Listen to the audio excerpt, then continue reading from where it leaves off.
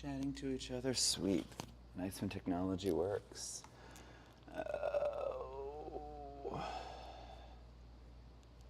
View stream.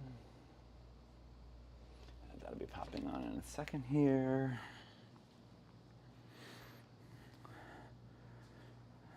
Oh, what's happening with that? Music, sound. So we can start here in just a minute. This is not 8 or 9 people who are signed up, so maybe there's another 1 or 2 will come through a little late. So I'm going to put some sound on. Intermediate class, both of you said you've been with me at least once before.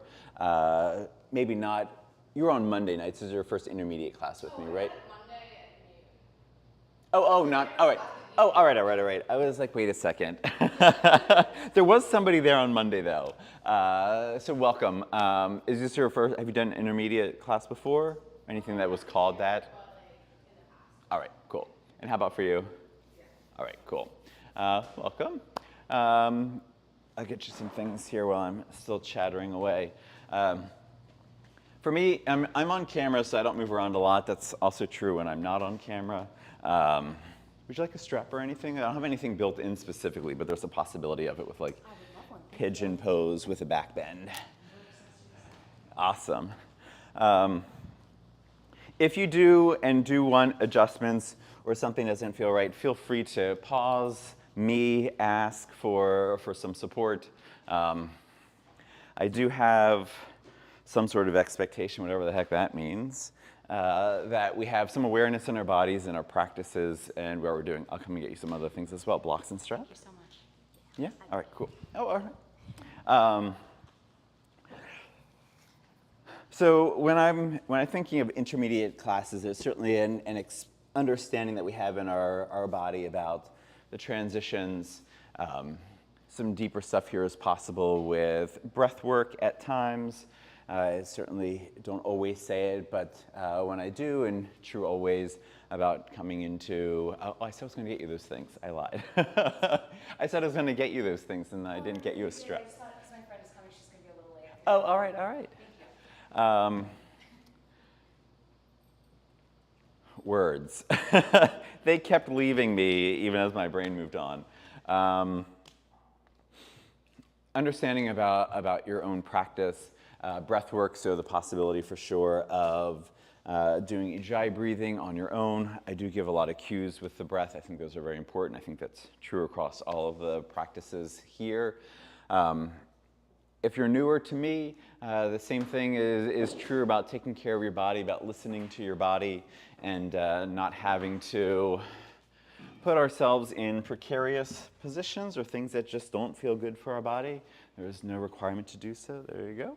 Got a strap. Anybody else need block straps or a blanket? Cool. I can also come around and get those things. Otherwise, there is not like a dictionary definition of what is an intermediate yoga class. So sometimes we're throwing in stuff that's a little bit more power. Sometimes we're throwing in some stuff that's a little more tricky sort of poses, a little more pretzel-y. Also plenty along the way of, start from the beginning, sweet, of poses and sequences that feel very familiar to you.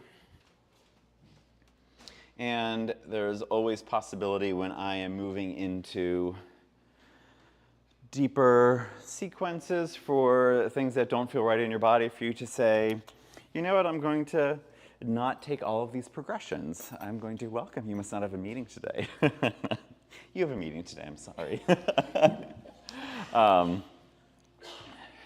To listen to your body, to stay grounded in your body, regardless of what other people may be doing, to ultimately listen to yourself and be able to walk away from here so that you can come back and do yoga the next day, the next month, the next year, hopefully the next lifetime, if it's a thing that is there. So, a couple of other people have come through. I have a planned class. Some people are newer faces to me. Anything I should be aware of as far as injuries or just limitations in your yoga practice? All right. If you also would not like to say anything out loud, if I am walking around, feel free to grab me and let me know if there's something more that you need, because I will try to walk around some for sure. We have an ask for SOAS. We have pigeon built in, and so we're building up to pigeon and some other fun stuff. I think it's fun. Other asks that people might have from your yoga practice today, though. All right, feel free to offer anything more that you would like to. Feel free to ask questions along the way. We'll all pause and take a break. I think as I've continued to put the rest of the thoughts in my head, one of the other things I think of for intermediate classes is more opportunities for inversions. So I don't have anything in particular for that today besides shoulder stand, and I'll give some cues for people who are new, some alternatives for people who don't want that. But if you're interested in coming in a future intermediate class, there's a possibility of L pose at the wall and playing with handstand and all kinds of things. The other piece I forgot to say, when we're in a sequence for longer, if I'm holding poses for a little bit and the pace is slowing down and you have something else you would like to do with that pose or another sequence that your body is just like, here's the next thing that I'm ready to do. Feel free to follow your breath, feel free to follow your body, and there'll be some vinyasas throughout the class so that you can catch up if it feels like you've been in your sequence and it's taken you a little bit of out of sequence with the rest of the class. But that's what we're here for, and so as much as this is a class that lives in my head and in my body, it is, so do listen to yourself, all right? One thing I have started with doing, Sukhasana is a great place to start. It's a very common way to start here in the practice. If crossing at the shins feels great, go for it. If something like Siddhasana, where it is heel to ankle to center of the body, feels better, feel free to give yourself that as well. If your body and your feet feel all right and you would like to start in Vajrasana and do more of a quad stretch, blocks or not, feel free to move into Vajrasana. And whichever seat you choose, let your hands come to rest. Let the next exhale, let the shoulders descend down the back. And use the first part of the breath here. Welcome to everybody online. To just ground yourself. Let the inhales be full and let the fuller breath in this stillness show you how things feel through the torso, feel through the shoulders, the hips, the knees. Let your next inhale move yourself deeper, right? The breath moves from the rib cage down into the belly. And on the exhale, we sit a little taller as we follow the air as it rises up to exit. The next inhale, deeper still, maybe some space to let the knees get a little heavier if you're in Sukhasana or Siddhasana. Or groundedness through the shoulders. One more nice full inhale like that. And just as the inhale is about to turn into an exhale, engage your core ever so slightly so that we're lengthening the low back and we're giving intention to the exhale. And so we move from just natural full breaths to more engagement and activation in the body. Next inhale, keep that engagement and notice where the breath has to move when there is a boundary in place with the breath. And on the next exhale, sit a little taller here. Still, maybe the hands start pressing a little bit into the knees to support length in the torso. We're certainly going to need some space there today.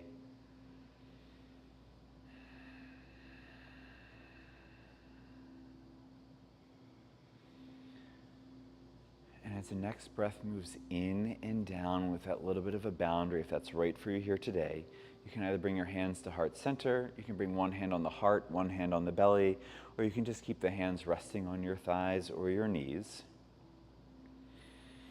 Setting an intention here, if you are in Anjali Mudra, an intention of self-reverence. This is just to physicalize, if that's a word, our intention of self-reverence, but we can certainly bring that in without the physical element to it. And in this space of self-reverence, also letting any other intention that you have for your practice today to meet you with your breath and with the stillness.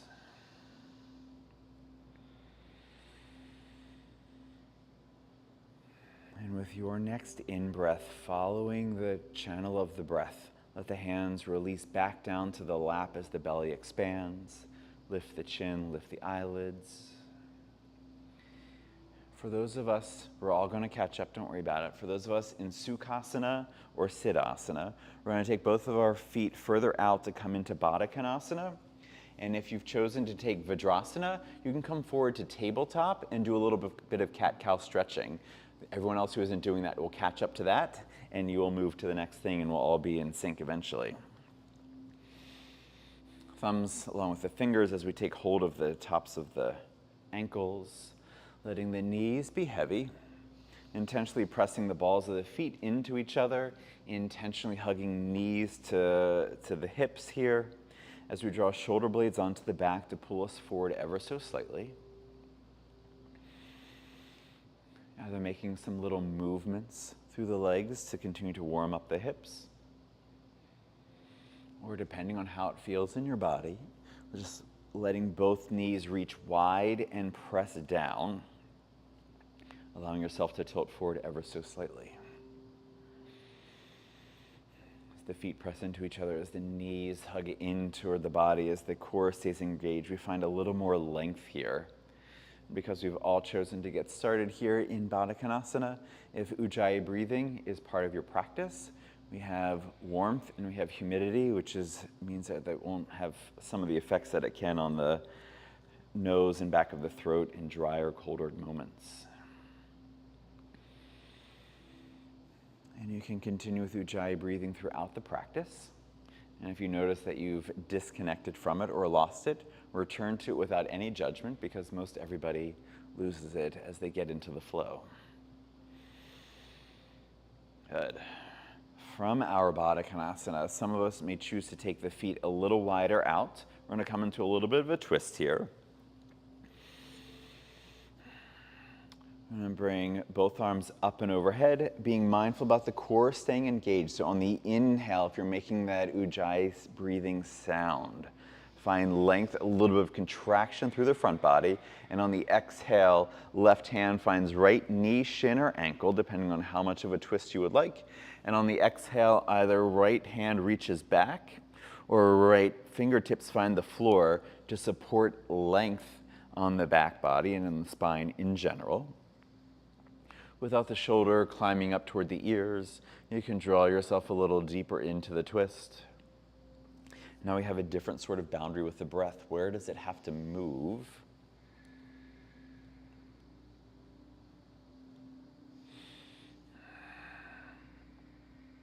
On the inhale, your next inhale, come back to center with arms overhead. Finding that contraction, there's this natural tendency to lose that when the arms reach overhead. And on the exhale, the right hand finds ankle, shin, or knee as the left hand either reaches straight back behind you or come onto fingertips on the floor to remind the body to lift and lengthen in the twist. You can certainly move to arm extending back after a couple of breaths if you would like to.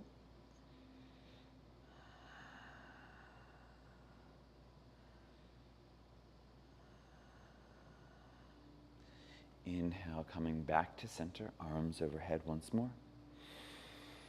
Good. On the exhale, take hold of both knees, guide the knees back to touch. You can let the knees drop to one side, however you need to move into a tabletop position, to take a couple of rounds of cat-cow breathing. And if you would like to do that on blocks, we're going to come forward here into a lunge pretty early on so the blocks can give us a little bit more space between us and the floor. You can put those off to the side and add to it when we get to that point. But making your tabletop and your cat-cow breathing and stretching exactly how you need it. I'll give a couple of cues here. You can have it, make sure to be mindful that the fingers are spread wide. You can have the toes tucked or untucked, the extra piece that we'll be giving if you would like them to. The preference would be for those to be tucked for the extra cue here. The hands press down and hug back to the knees so that we're pulling the heart forward if you want a more intentional and active cow stretch. More active and intentional cat stretch, the hands press down and away from us as we round the back, engage the core. And if you have your toes tucked and you would like to, hug knees to torso so they float, if that's what it feels like. They lift away from the floor for a little more core work. The knees come back down as you move into your next cow stretch. Good, one more time, just like that.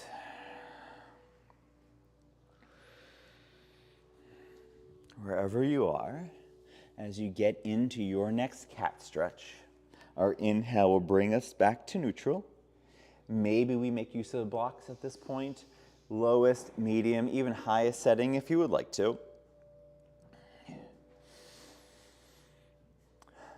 We'll extend the right leg back, so now we're putting more weight into the left knee. We'll do this again on the other as we come out of this.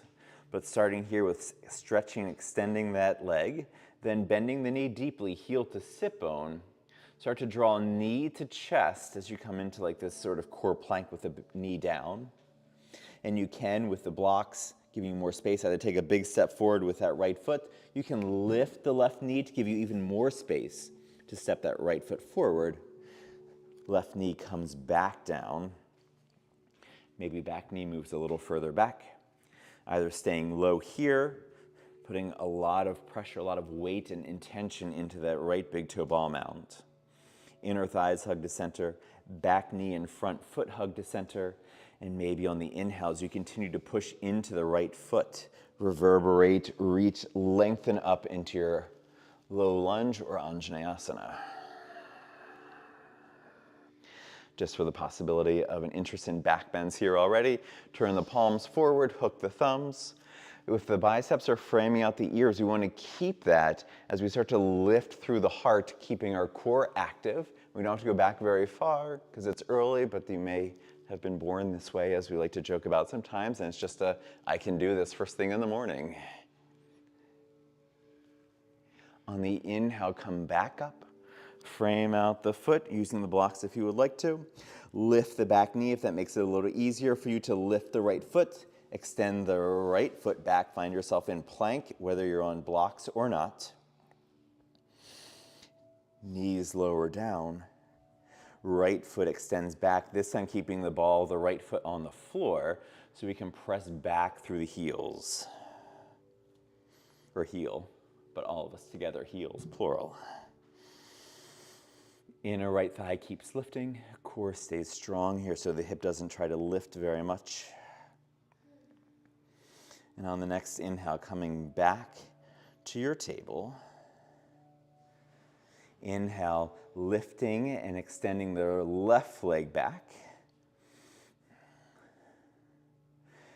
Press through the heel, find some stretch here through that back leg.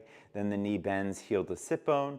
On the exhale, start to drive left knee forward towards the chest. Maybe it's enough space to take a step. Maybe you need to lift the back knee with more weight into the hands to give you more space still to plant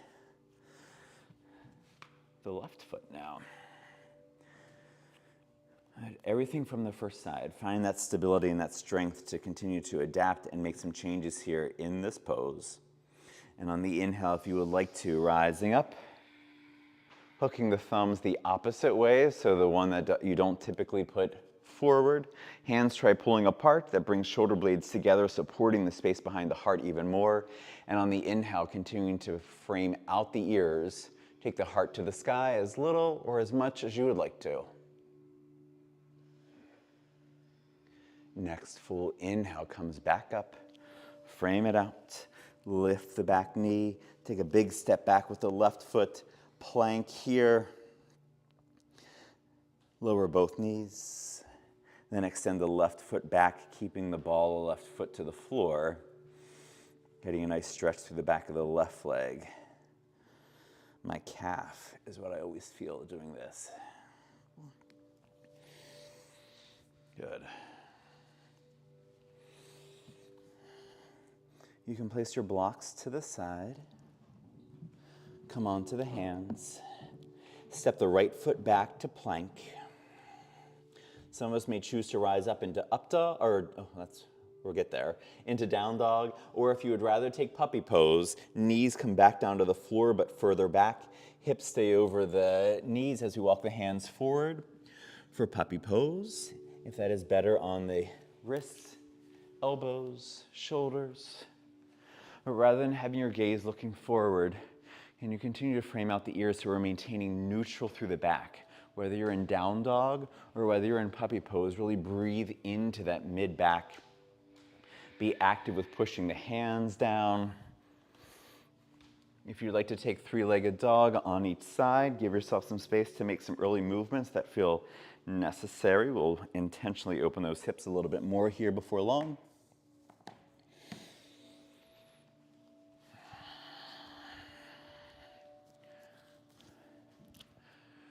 Good. If you're in puppy pose, start to make your way to down dog. And if you're in three-legged dog, complete your second side. And we'll ultimately find ourselves all at the top of our mats in Uttanasana. Making use of the blocks if you would like to. It's an early one. So the blocks can either give us support so that we don't have to fold in as deeply if we want to focus more of this stretch on the backs of the legs. The backs of the legs feel all right. Even with using the blocks, the elbows start to bend deeply as we contract through the core to intentionally pull ourselves forward into our forward fold.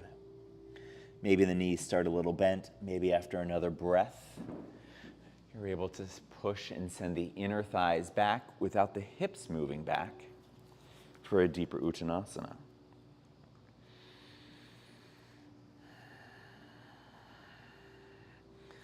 Wherever we all are, inhale, halfway lift. As we move through any of these other practices, any of these other flows throughout the practice, if there are deeper variations of your Uttanasana, feel free to take Gorilla Mudra, feel free to take Yogic Toe Lock, feel free to reach the hands behind the calves, whatever you would like to do. But from our halfway lift position, hands come on the thighs. Lean forward into the hands as the hands push the hips or the thighs back so we're not really falling forward. And on the exhale, we're going to start to bend both knees, maybe straightening the arms a little bit so we sit down into the chair but taller through the spine. Inhale, reach the arms up and overhead here if you would like to. If this ever gets tired through the practice, cactus arms, great alternative. Hips move back, and on the inhale, stand down through the feet to rise up, tall mountain. Lift the heels if you'd like to. It's a little off of my left ankle after finding a hole in the ground that was hard to see with grass growing in it. But I hiked yesterday for 7 miles a week afterwards, so it's good. It'll move through a sun salutation with a little remix in the middle, and then we'll keep picking up here with where we're going today, all right?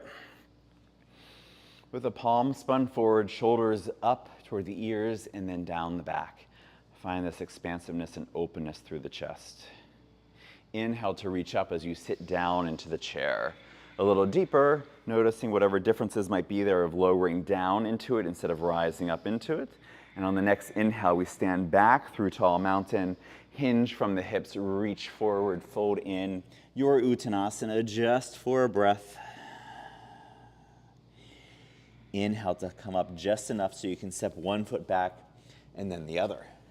Plank pose. Knees down or not, your choice. Crown of the head reaches forward, shoulders lift a little bit, round the upper back a little bit as you stretch through the heels. If Chaturanga is not part of your practice, skip it, go to the floor for Cobra.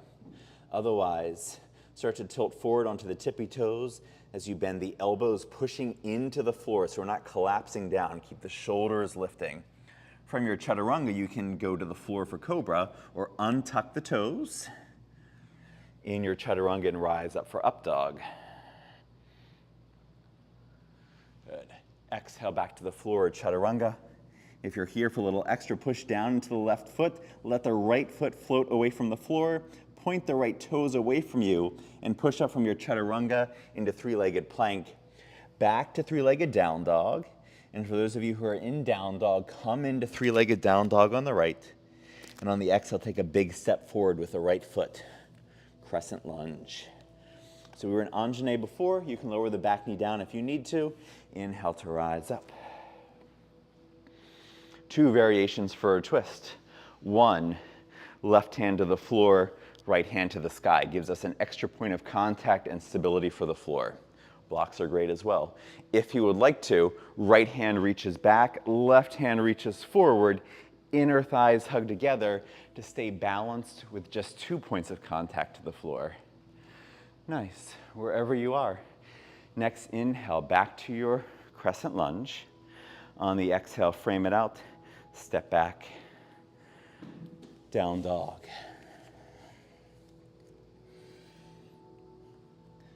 And inhale, come forward to plank once again. Same thing. Pranam to the floor for cobra or chaturanga. On your way to pranam to cobra or from chaturanga into your up dog. And you gotta do the same thing on side 2. Exhale back to the floor, chaturanga. If you're doing the 3-legged variation, put more weight into the ball of the right foot, lift the right leg, point the toes, push up through 3-legged plank, exhale back to 3-legged dog, then a big step forward with the left foot. Knee down if you need to, blocks there if you need to. Rise up for your crescent. Same thing, maybe it's right hand to the floor, left hand to the sky. Maybe it is right hand forward, left hand back. Allow yourself to wobble. That's all right. Next inhale brings us back to center. Exhale to frame it out. Step back to plank. If you like child's pose, take child's pose. If you like table, take table. If you like to move through a vinyasa flow, no 3-legged anything, go for it. We will ultimately find ourselves all in down dog. For those of you who are not doing balasana, take your 3 breaths. If you're in balasana, take your 3 breaths. Nice, everyone. Anyone who's had class with me even once knows I stopped counting as soon as I said 3 breaths. We're probably there. If you're in your child's pose, prepare however you want to come into forward fold uttanasana once again. If you're in down dog, put more weight into the hands. You can bend the knees deeply, hop, step, or take a big jump forward into your uttanasana. Land with intention, feet hips width distance, or closer if you like a little bit more fire. And any variations with the hands that you would like to. Any more intention with just straightening the legs, less of a forward fold, more of a forward fold. And on the next in-breath from your uttanasana. Staying low to the floor. Bend the knees deeply, let belly and thighs connect. We got more points of contact to the floor. Maybe it allows us to sit back and down a little deeper. Maybe we come back up onto hands on knees or reaching forward to counterbalance, or coming up a little higher in your chair even as you sit down lower. Good. Inhale to rise up. Exhale for mountain. Good. One nice full breath in mountain. The shoulders roll forward and back and down. Then back, forward, up and down, however it is, circles. We'll be in our shoulders here a little bit today. Cool.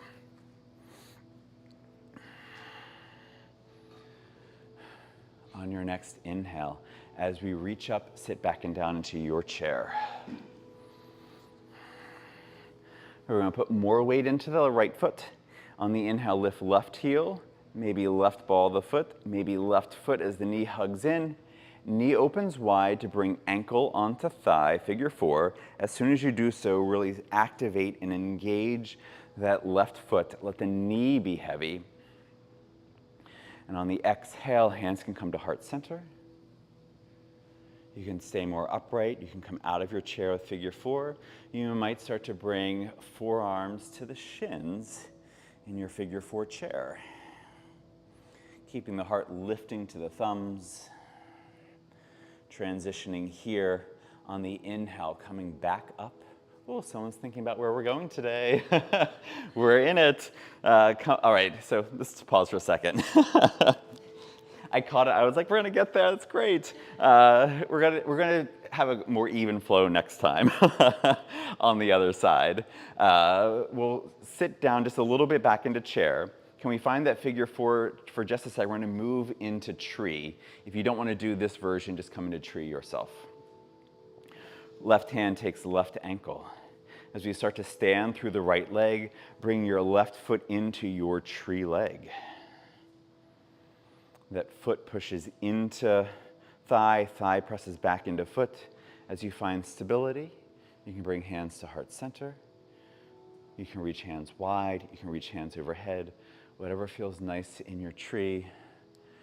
We have millions of different kinds of trees. Find your own.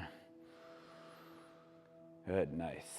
On the next exhale, let's all bring our hands back to heart center. Carry the left knee forward. Bend the knee really deeply so the knees meet and heel to sit bone, and start to hinge forward as you kick back through that left leg. Ultimately bringing our both hands to the floor just so we have an opportunity to get a hold of our blocks. So we're gonna do a little bit of a different transition here.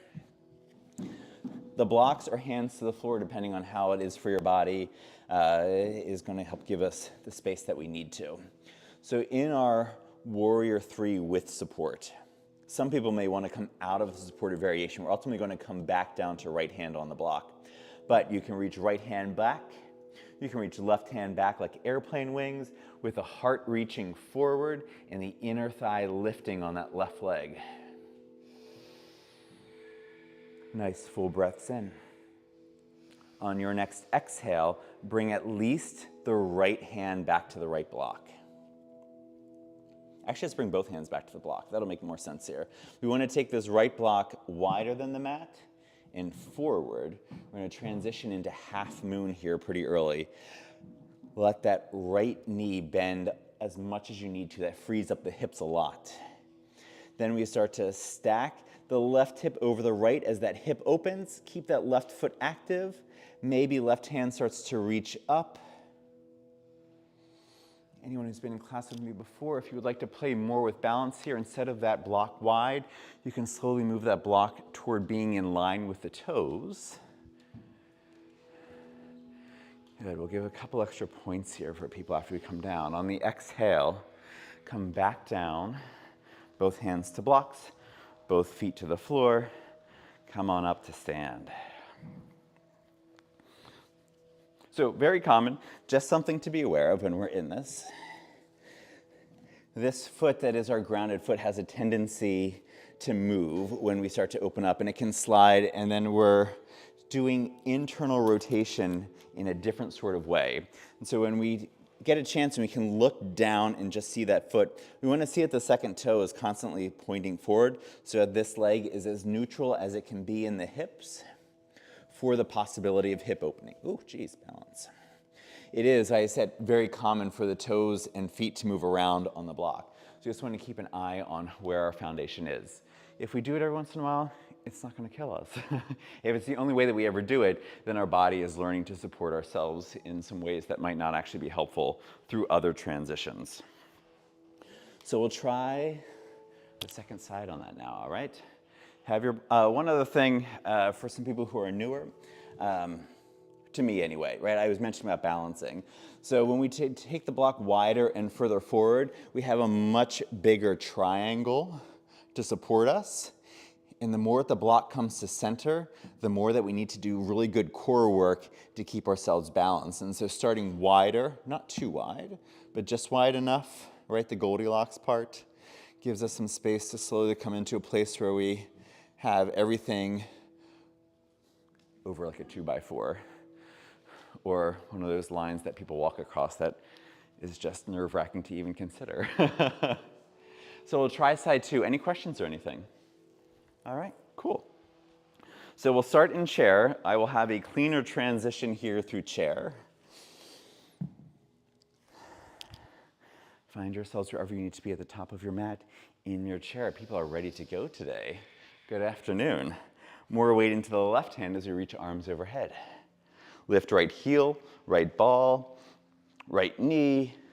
Knee opens wide, ankle to thigh. Really active and strong here through that right foot, especially for me because my ankle. Knee is heavy. Exhale, hands can find heart center. And from heart center, you can stay upright. You can come out of chair and just take figure 4 for the hip opening, or you can deepen the forward fold. Whether the shins and forearms connect or not, it doesn't matter, but if we can get deeper, we can get deeper. Good. On the inhale, starting to come up. Right hand finds right ankle, left hand can find left hip. As we stand through the left leg, bring your right foot into your tree. See here if the feet moved at all at this point. Hands can be samastiti or any variation that you would like to for your tree. Some stride stretch happening back there, some twist happening on the other side. We'll keep adding to all of that. Good job, everybody. Good.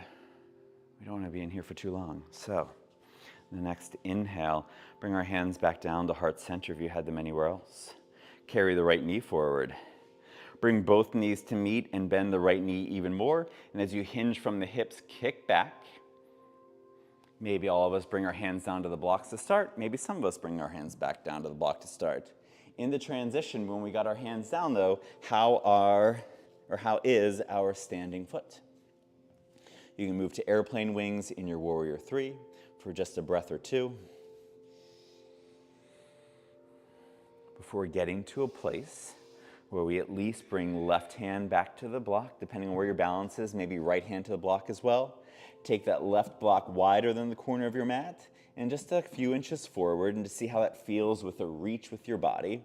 Bend that left knee deeply so the hips have more flexibility and mobility. As we start to stack the right on top of the left, right hand reaches to the sky.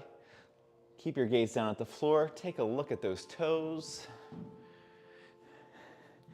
If it feels any different from here, be mindful of it. If you like to move to testing your balance, walk that block in a little bit more to center and notice how much more effort it is. And as you're done, everyone's saying this nice and long. Bend that standing leg, come back to hands to blocks, hands to the floor in our forward fold. Good.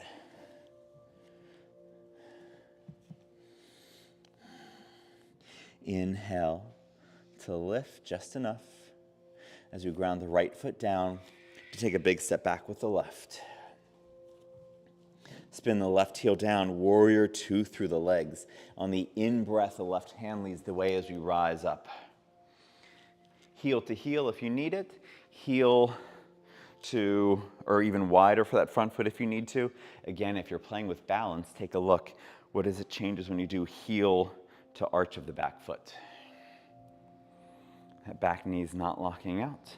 It is pushing down to send us forward, and as we push more into that right foot, we lean back a little bit to find even between the front and the back. On your next in-breath, right palm spins up, reach up, extend back. Left hand can rest but not press down on the left leg. The knee does not like that. And if you'd like a little bit more power here and effort, reach your left hand back like you're reaching for a beach ball behind you. And on the inhale, keeping that left hand reaching back, right hand leads the way as you come back into warrior 2. Good. On the exhale, windmill the hands down. Take a big step back with that right foot. Maybe there's core plank in between. Your voice should change, your breath should change if you're doing that. Good. On the exhale, bring both knees to the floor. Toes can stay tucked or untucked. Modified child's pose. You can take the knees wider if you need to, but trying to or thinking about keeping them more parallel.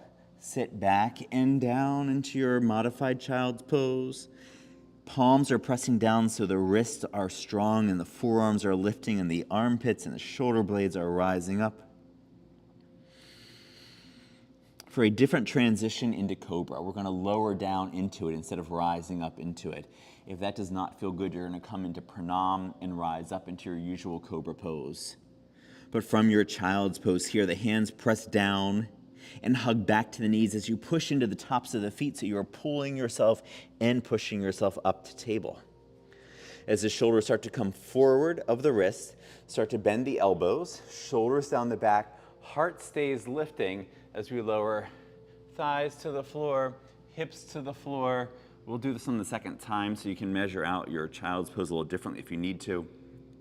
You can stay low in your cobra, or once you've landed, start to press the arms towards straight without the shoulders creeping up toward the ears. Good. Heart is forward. Nice, everyone. Exhale to lower back down. Tuck the toes. Lift the knees if you want to rise up through plank or table. Keep the knees down. To down dog. We'll all find ourselves in down dog, and we'll get on to side 2. Inhale, left leg lifts. Take a big step forward. Spin the back heel down. Find your stance for your warrior 2. And on the inhale, let the right hand lead the way as you rise up. Lengthen, widen, shorten, narrow, whatever it might be, your stance for your warrior 2. Hands pressed down so the heart lifts, active here through our core. Big and strong and fiery in our warrior. On the inhale, left palm spins up, reach up and extend back as the right hand rests without pushing on the right thigh, right shin. Reach back and find all this stretch on the left side as you deepen the lunge. And if you would like more, bring your right hand to reach back, palm up, like you're holding something behind you. And on the next inhale, letting the left hand lead the way. Come back through warrior 2. Frame it out. Lift the back heel. Step back to your plank. From your plank, we'll lower knees down and settle back into child's pose. For just 2 breaths. And on the inhale, as the hands press down and hug back toward the heels, push down through the top of the feet to rise back into your table. As the shoulders start to come forward, external rotation, spin the triceps back and the biceps forward, lift through the heart as thighs and pubic bone find the floor. And if it is right in your body on this side, start to press down through the hands to come higher up into your cobra. Good. Nice, everyone. On the exhale, come back down to the floor. Tuck the toes. Lift up into your table. And from our table, we'll do a fun thing, I think, in our side planks. If side plank is wonky or difficult for you for any reason, you can take a modified side plank from your table, and it will be right knee down, right toes off to the side as the left foot steps back, left arm to the sky, and you can start to open the hips and chest more to turn this into a modified wild thing. Otherwise, rise up into your plank. Let the shoulders come back behind the wrists a little bit. And on the next exhale, we're going to spin to the blade edge of the right foot, inner edge of the left. Notice how this twist feels in the body to start. And on the inhale, as you put more groundedness through the right arm, take left hand to the sky. Now it starts to get tricky, if you would like it to. Start to draw that left knee to chest. Now we're doing some core work. We have less support on the floor. Take that left knee to the sky to find Vrikshasana leg. And on the exhale, keeping that Vrikshasana leg for some of us who want to keep moving forward here, with a lot of control through your core, bring both hands back down to the floor, come back onto the ball of the right foot. Keeps getting trickier if you're here for it. Come into the inner edge of the right foot, so now your left knee is towards the floor. Extend the left leg out to your right, keeping it lifted if you want the core work. Whether you want the core work or not, on the next step, we're going to bring the edge of that left foot to the floor. Keep pushing into both feet as you bring both hands back to the floor.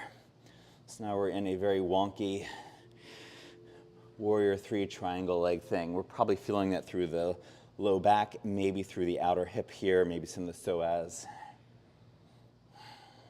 And then on the inhale, start to bend the left knee to bring left foot back in, extend it back out, come onto the ball of the left or the right foot, bring knees down, sit back on the heels, take a breath, ask yourself, why did I just do that? And on the exhale, just let it go. We're going to turn this into pigeon for some of us here very soon. Any questions on all of that, or maybe an opportunity to look at it real fast? So it basically is like tree pose and side plank? Yes, and then moving into something called fallen triangle. And then if we wanted to go further, you could lower it down into whatever, like Bridget's cross or whatever it's called. Or coming into the pigeon pose is another possibility in that as well. But yeah, it's a lot on that back foot, so it is keeping in mind on how your ankle feels. Thankfully, mine is doing much better. From here, now it's the only thing doing the support. Now I'm moving to the inner part of it, extending out, down for support, so that we can get into the twist here on the side. Cool, good question. So we'll do side two. All right, come back to your plank pose. Again, if you are not interested in all the part of that, you stay on the knees in your tabletop. Now it will be left knee stays down, ball of the foot moves to the left, right leg steps back for your modified side plank into a modified wild thing. If you're in plank though, let the shoulders come behind the wrists a little bit. Roll onto the blade edge of the left, the inside of the right. Feel the twist on this side, and as you ground down through the left arm, reach right to the sky. Then putting your awareness, there's a lot more intention that has to happen in that left foot to keep the ankle lifting away from the floor. Is that true? Yes, draw right knee to chest. Then right knee opens to the sky to find Vrikshasana leg in your side plank. This might be where you choose to stop. Find the core strength to swing down to bring both hands to the floor, onto the ball of the left foot. Then we move to the inner edge of the left foot. Left hand back to the sky. Extend out through the right. Maybe doing core work to keep it lifted to start. Maybe intentionally bringing the edge of that foot to the floor so we have more stability as we bring both hands to the floor to feel the twist here. It's a lot already. Bridget's cross gets to even more. I'm like, not today. But I see it's there for some of us. Good. Then, as you're ready, we start to draw the right knee back into the right side. Come onto the ball of the left. Extend the right leg back. Bring both knees to the floor. Sit back on the heels.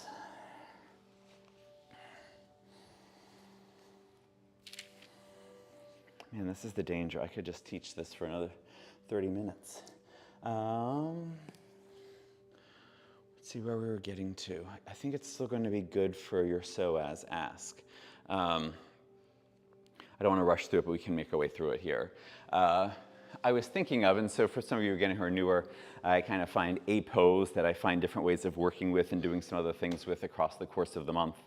A lot of this figure 4 that we're doing is great for coming into pigeon, is great for coming into Padmasana, is great for coming into all of those seated poses. Where I was thinking about today, instead, and we'll take a vote and we can move past this if like the vote is like, maybe next time. We have our chair. We have our figure 4 chair. We have the deeper fold that we've been doing. We've been finding some length here on the side. We can bring left elbow into left arch of the foot. Coming back into Anjali Mudra with the hands. We can move this, if we can get the foot really high up onto the tricep, into grasshopper pose, where we come into an arm balance. For those of you who've been doing chaturanga and playing here, there's chaturanga arms happening as we extend bottom leg out, coming back in, coming out of it. interest? Yes or no? Yeah? All right. Cool. There's lots of steps along the way there. Because of time, and because I was mentioning my intermediate class and like there being an understanding for people, if you would like to skip that part and go into pigeon pose, you can lead yourself into pigeon. You can do pigeon on your back even. If pressure down is really uncomfortable, you can do it on your back. We've done some of the back bend stuff. You have a strap. One of the things I was planning today was to add a back bend, right, to turn pigeon into mermaid pose. I will not just like disappear and not pay attention to the people who are doing that part as well. I'll keep an eye on things so that we're all moving in ways that ultimately are better for each of us, all right? So if you know that you're here for pigeon, you get yourself set up for how you would come into pigeon. The part that I added to it was coming forward into Agni Stambhasana. Right, so from pigeon, maybe you're doing the back bend piece. We lean to that side. We very carefully carry the back leg forward. Ankle over knee, knee over ankle as much as possible. It helps us to keep our ankles really active because we're pushing through it. So there's no extra wrinkles. Oh no, creases. I got yelled at for saying wrinkles. There's no creases on this side. There's no creases on this side. What tends to happen is this starts to happen. And there's no creases here. Lots of creases here. So we can bring the ankle further across and keep that foot and ankle neutral. It's going to be a stronger and more active and more fiery Agni Stambhasana or fire log pose. Then you come out of it, back into your pigeon, back to down dog. Work for a bunch of people? All right, cool. Like I said, I'll keep an eye. I'm not just going to disappear on you. If you're interested in figure four chair with a twist, or figure four chair with a twist into other people, into grasshopper pose, come to stand at the top of your mat. So there's a couple of things I mentioned. It is really important that we can get the foot as high up as we can because it's a shelf more than strength. Yes, we need to have the strength, but that shelf does a lot of the work. And so just to get a sense for feeling that, for those of you who are moving into this, standing here in your mountain pose, bring your elbows to your side and push your hands forward. Right, and what tends to happen is we like collapse and give out with feeling a little bit of roundedness through the back without the hands moving anywhere. Can you push more into the hands? Right, you can do this on the floor. You can feel this against the wall. That's the kind of strength that we're looking for. That's the strength here of chaturanga. This is not chaturanga. This is not chaturanga. This, very strong in the upper back, all right? Cool, looking good, pigeon. On your exhale, sit back and down into your chair. Right hand stays on right thigh here. Lift left knee to chest. Use your left hand, give yourself support here along the way to take the knee wide ankle on top.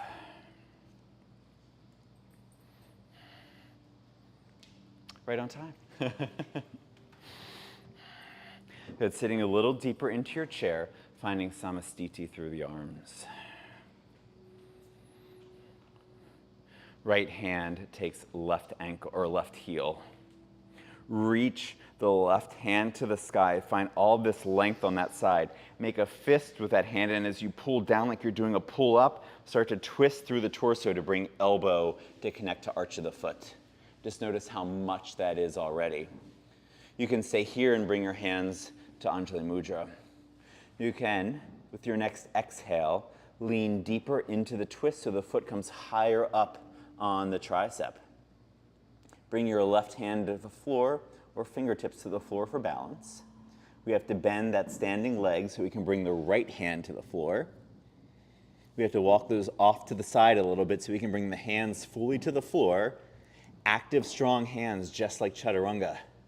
And as you push left foot into left heel or into left tricep, play with getting lighter through the right foot, activating your inner thighs to hug to center to help to extend and lift the right leg. Press out through the heel, everyone.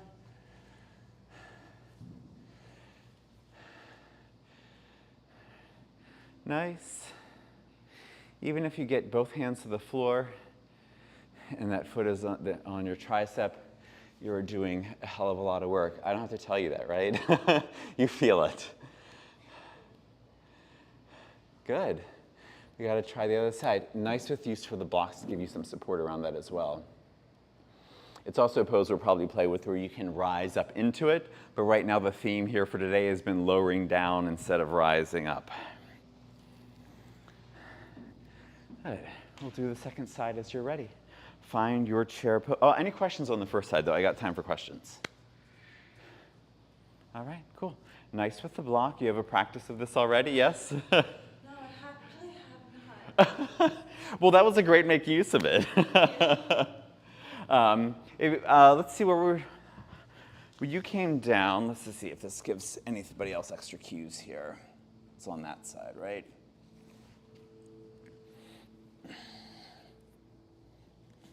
Right. So this is taking some of the pressure off. So there's still a lot of strength happening through the hands here. Probably easier to bring that back foot up. Will be difficult to rise up from that, but that's a nice in-between spot if anyone wants to have that. It feels good. Find your chair pose. We're putting all the weight in the left foot now.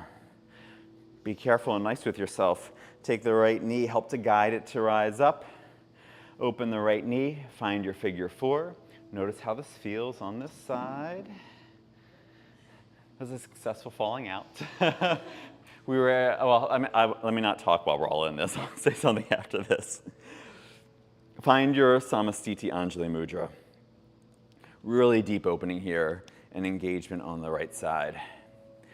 Left hand finds right heel as the right arm reaches. Find length to the body before the twist. Then as you make the fist and do the pull up, use that energy to give you a twist, but keeping the heart open. And the heart stays kind of open here, but we do have to have a rounded back. Come to Samastiti. Maybe that standing leg bends enough so you can bring right hand to the floor. Maybe it keeps on bending so we can bring left fingertips to the floor. Maybe it keeps on bending, or we walk the hands a little further to the side so we can have palms to the floor for more strength. And just notice how it is with two hands and a foot down.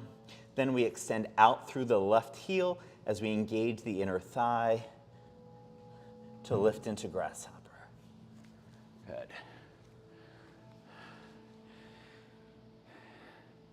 Nice, everyone. Questions about the second side? Cool. Catch your breath. If you've lost it, it's there. Oh, I'm not going to be terribly late today. I usually put us into Shavasana right at 1 o'clock. If you would like to come into Shavasana right now, if there's any reason why you have to be out of here right at 1 or very shortly after, give yourself Shavasana. Because we've been doing a lot of contraction through the front body and a lot of twisting here, Shavasana is also a neutral pose through the front part of the body. But as a final pose here, we can take bridge pose, because that will stretch out the front side of the body more. And anybody who's interested, because I said Shavasana is also going to be neutral through the front part of the body, you can turn your bridge pose into a shoulder stand, if you're familiar with it. And the thing I've been guiding with everybody through here is, if you've got a blanket, to have it unrolled, or probably just the way it comes off the thing there, have it across the back like a cape, and the rounded part of the mat at the place where the top of the shoulders are. Because that gives us another ½ an inch between our neck and the floor.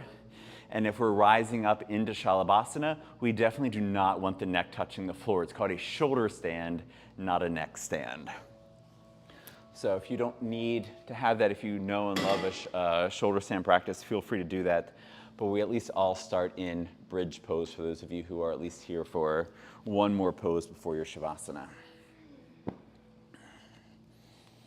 And let your bridge pose be as active or not as you need it to be. Heels sort of under the knees, but close to the hips. Elbows like robot arms alongside, hands pressing toward each other. intentionally pushing into the back of the head so that the neck is off the floor.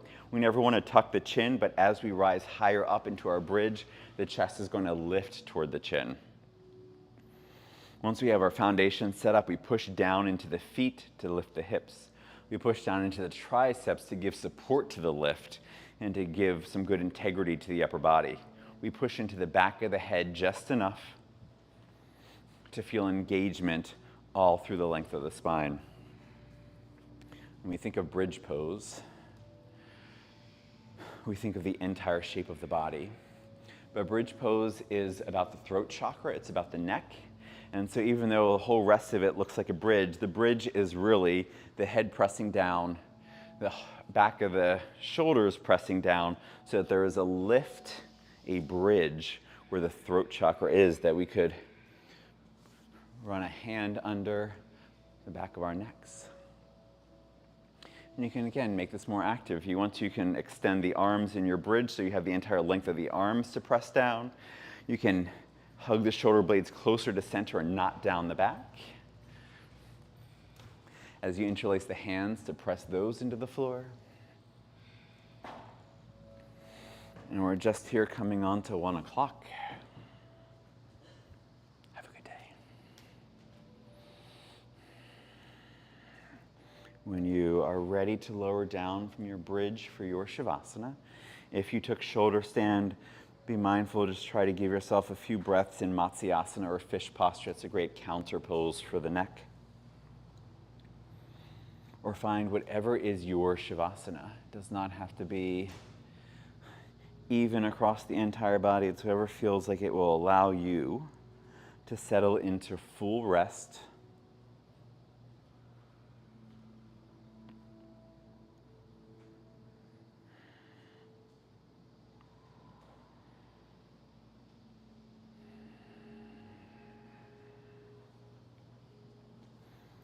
I'll be here for just about a minute, minute and a half.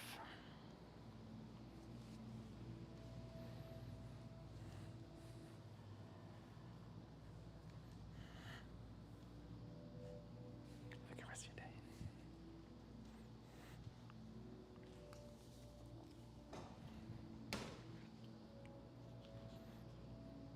With each exhale, release any tension in the body or distractions in the mind. Let the inhale that follows bring in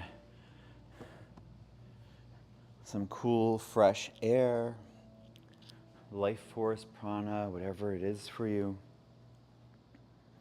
to hold the space and the stillness.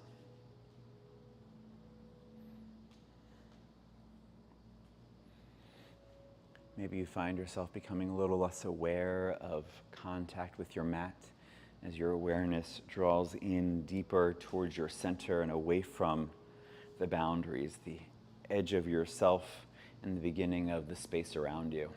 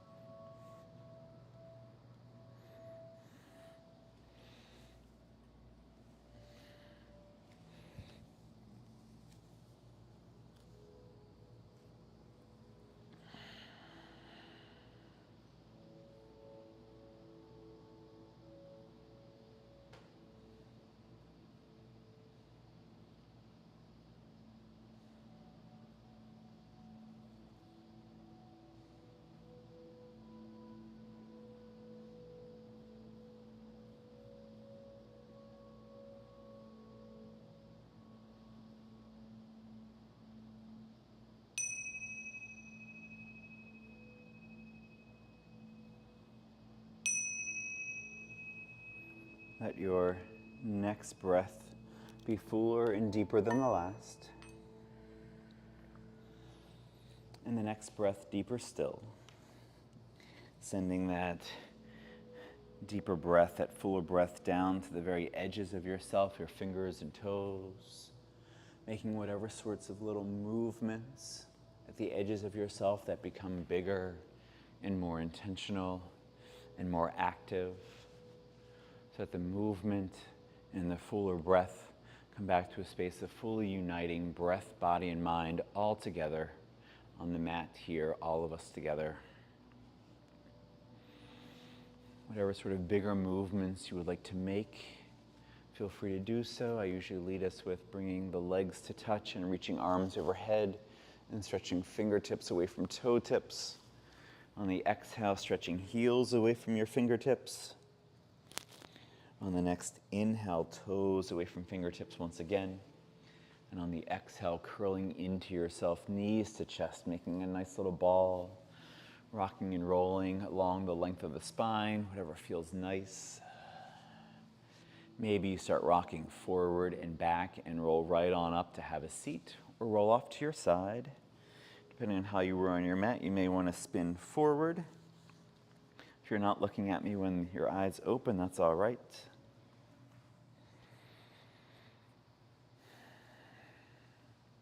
Let the hands either rest wherever you would like to on the thighs or come back to hands at heart center. Breathing in through the nose and out through the mouth. Maybe feeling the breath out over the tips of the fingers.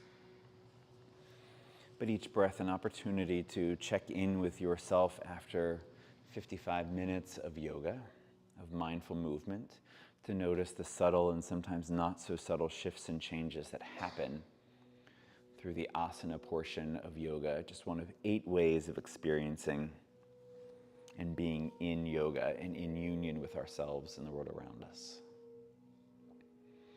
If this breath and exploration as you're doing it is just exactly where you need to be, continue to do so. You can simply listen to the sound of one Om, or if you would like to join in with me in the sound of one Om, exhale completely to inhale fully.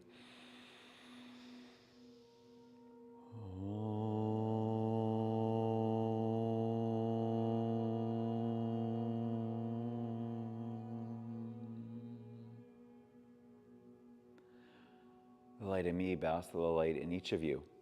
Namaste, everyone.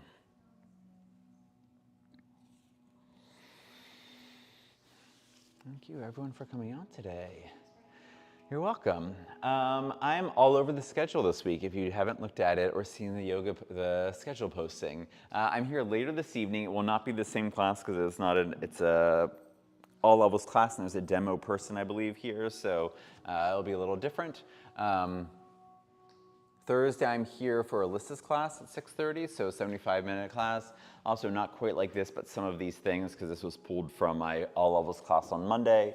And then Sunday, I'm doing Mariel's 90-minute class.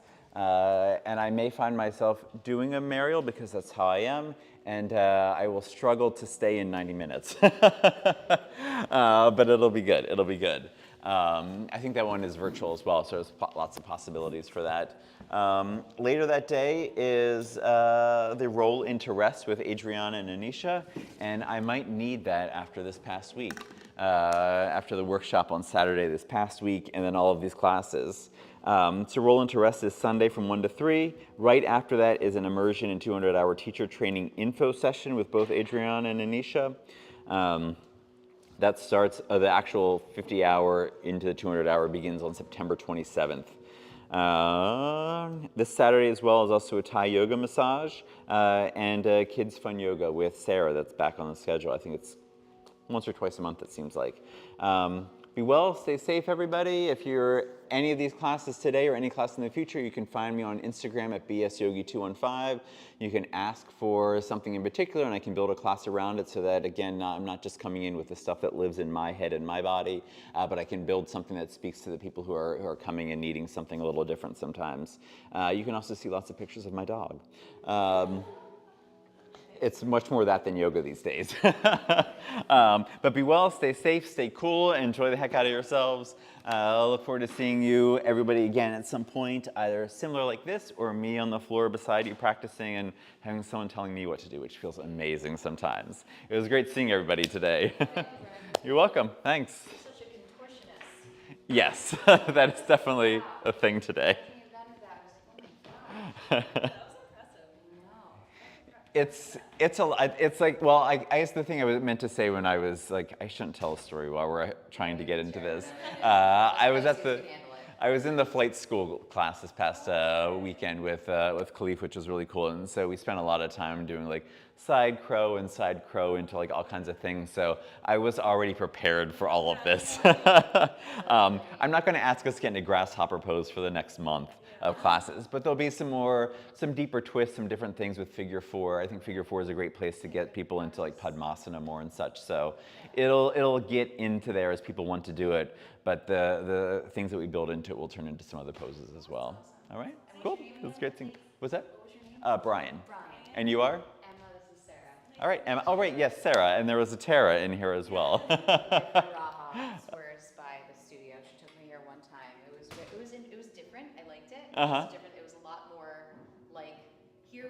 I think it was an even balance of talking and moving for you because you were explaining the form. But like for there, it was just like way more talking than like doing anything. It was more like a meditation type. I feel like based class. Which I guess is ironic for meditation because you're usually quiet. But Yeah.